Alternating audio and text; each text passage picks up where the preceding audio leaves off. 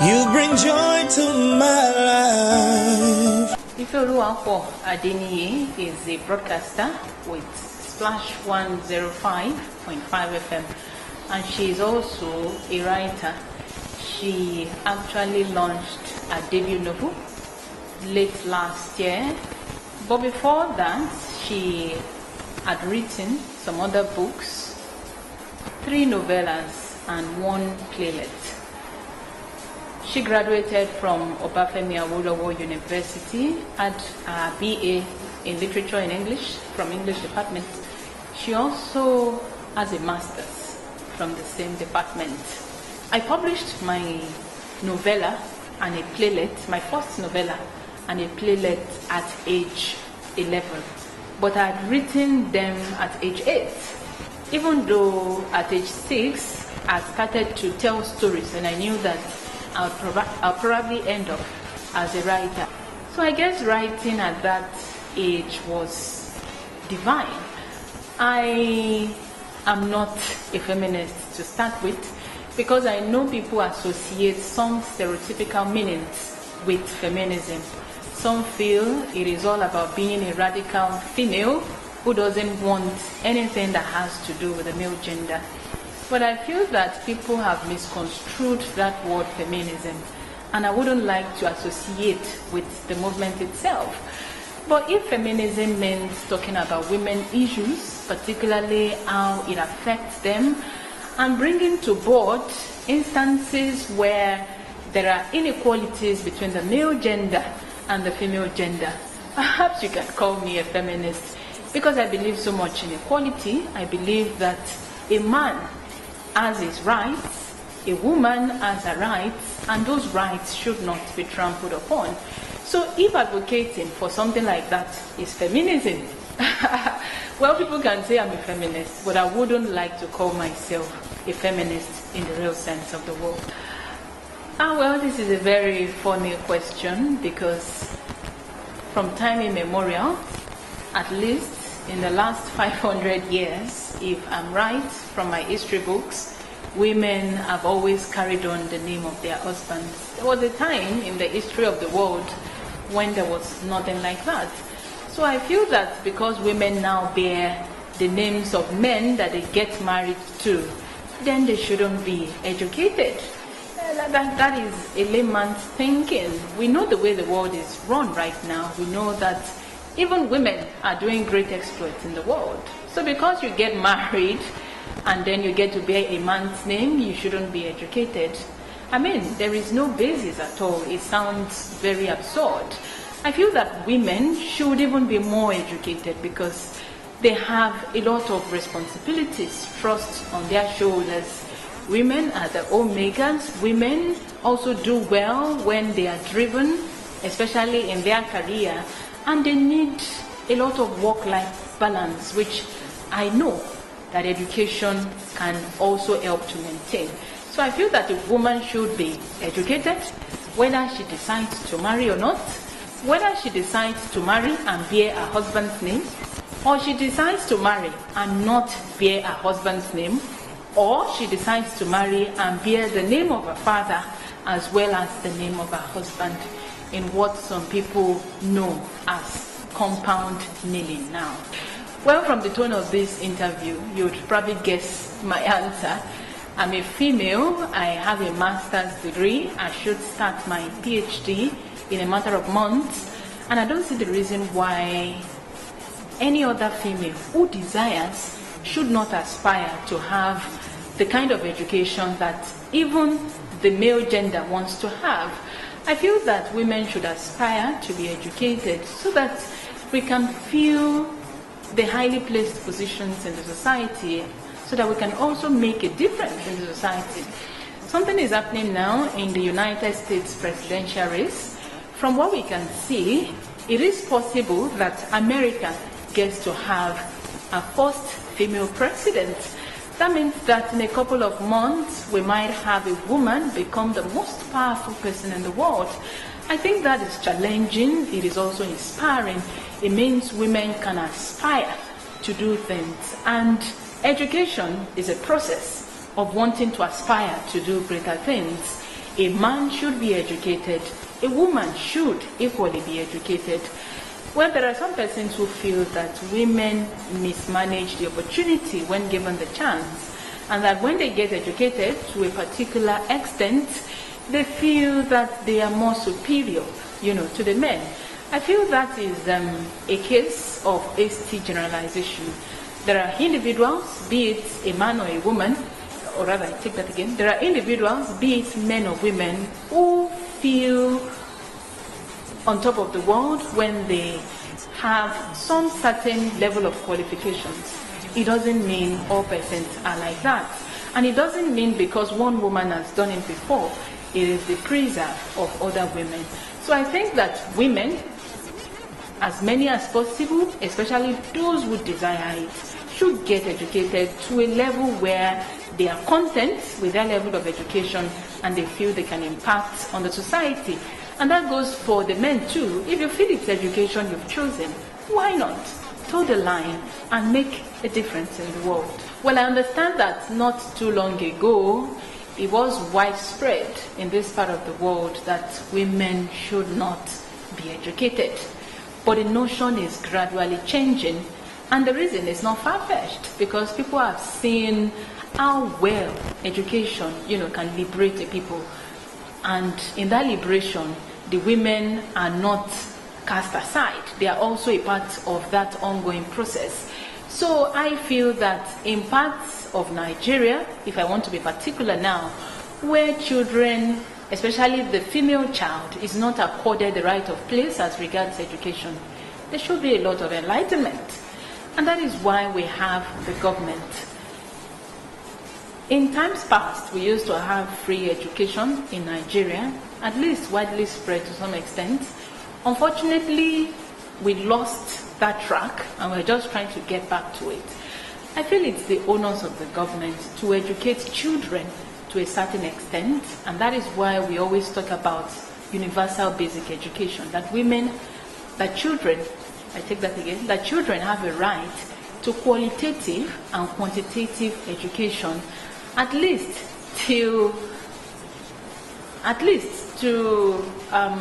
a level where they can decide for themselves as adults that they do not want to get more education. So I feel that in those parts, it should be the duty of the government. But because we know the way governance is in Nigeria, and in Nigeria 1 + 1 is not always equals to 2, I think that individuals too who have done greatly for themselves, perhaps outside the country, perhaps in the country, should also try to extend these largesse and try to see if they can also bring up individuals who aspire to be educated but who are constrained because of the different challenges that this society poses at them. But I feel it's the duty of the government, first and foremost, to ensure that the female child is educated, that she has equal opportunities with the male child. But when you have a situation where the government has failed, I think individuals who also have been liberated through education should stand up and try and see what they can do, to make a difference in the society. For instance, I get to mentor young girls who feel that they are being confronted with challenges, perhaps challenges at home where their parents feel that they cannot go to a certain school because it is too expensive, or they cannot go for certain programs in the university because they are females. So what I do in that wise is to educate them and perhaps, also tell them about, because I enjoyed a higher education that is almost free. That was almost free. I take that again. I enjoyed being educated at almost no cost. I went to Obafemi Awolowo University for my BA in Literature in English, MA in Literature in English. And when I was an undergraduate in the university, I think my school fees then was about 5,300 naira. So when I see young girls come to me and they tell me, we want to go to this higher institution, but her parents feel that it's too expensive for a woman, I tell them, why not apply to perhaps the school I went to, where I paid only 5,300 naira. No parent at this level in this country will say that it's too expensive. So I also try to educate them in my own little way. I try to tell them that you can even get the best out there if you have access to this kind of education. And I think I've done that in many instances, and I have success stories now. I have stories of girls who are now, particularly in Obafemi Awolowo University, and who tell me that they are getting the best education at no cost at all. So I feel that every individual in the country, especially women who are doing well in different areas in the society, they owe it to other girls coming up to educate them, to show them the path, in the sense, in cases where the government has failed and their own parents have also failed them. The father understands that his children have been sexually abused, be it the male child or the female child. He begs the wife that they should keep it a secret so that the family can appear sane in the society. And because of this culture of silence, we have been used to a misnomer. So a lot of things are happening, even among the elite in the society. We only need to go on the social media and read about tales. You wouldn't tell me it is that woman in that rural village who have no access to the internet that is posting information about sexual abuse on the net. It is among privileged people. So I feel we should address rape at a more higher level rather than thinking that it is something that exists between the ignorant and the poorest of the poor. I feel every rapist should face the wrath of the law. There are stipulated laws for those who have been convicted as rapists, and I feel that they should feel the wrath in its entirety. What pains me is when people don't report these cases. When they don't report it, no one can be tried for rape. And when no one is tried for rape, there is that conception in the society that we don't have rapists. Whereas there are 1,001 rapists walking free out there looking for their next prey. So I feel the issue really is not what punishment should be meted out, but the fact that we must get these rapists and we must bring them to book, and that every victim, must be availed a chance of justice, and that every rapist, must not go scot-free. Because for every rapist that goes scot-free, there is a victim by the corner. Women are vulnerable when you look at the fact that we are weaker than the men. When you talk about our physical strength, it means that we are also susceptible. A man can decide to manhandle you, perhaps in dark places where you have no one to rescue you, perhaps even in homes when you don't have family members around. So being the susceptible gender, when the laws can act, there is that awareness that you can't have that kind of unjust action on another human being and go scot-free. And a rapist can also be a woman, don't forget, because sometimes when we say rapist, we feel it is a man. Some women, adult women, also rape young boys. I feel that every rapist, be it a man or a woman, young or old, must face the wrath of the law. Well, I like this show because I think it is altogether contributing to the enlightenment that the society needs at this point in time.